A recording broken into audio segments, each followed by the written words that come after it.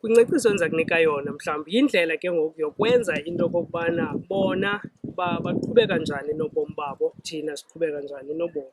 Njengoba sesibabiyele kwindlu ekhethekileyo ukuba mabahlale khona, into esingayenza ke ngoku kumaxa sibaphathela ukutya naxa sibaphathela amanzi okusela, singaqinisekisa thina izinto esizisebenzisayo zohlukile kwezo bazisebenzisayo, kuquka amacephe, izinto zokufaka amanzi, amapheyile neekomityi zokusela amanzi nezokuphunga njalo njalo, neetipoti abanazo.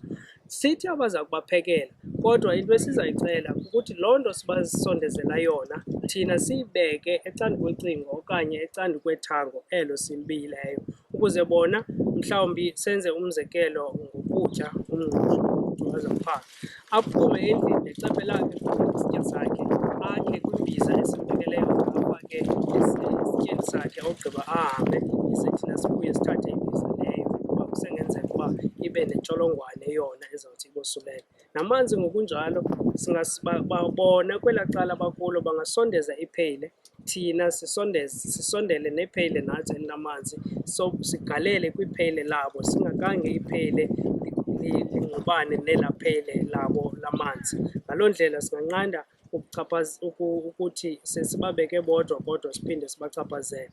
Omnye ke umba wasekutheni indawo yangasese, singakwazi ukuthi ithoyilethi abayisebenzisayo bona singasebenzisi yona thina. Bakwazi ukuphuma ngexesha lokuphuma baye ethoyilethi, kodwa siqiniseke thina uba asisondeli kubo yaye abasiphathi izinto abaza kuziphatha bona.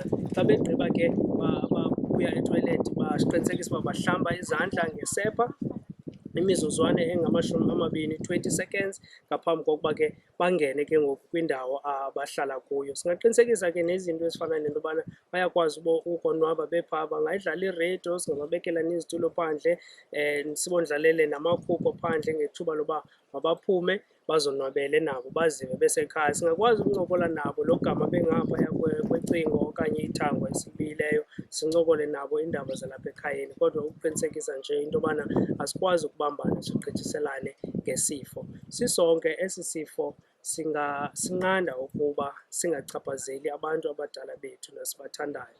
Enkosi kakhulu.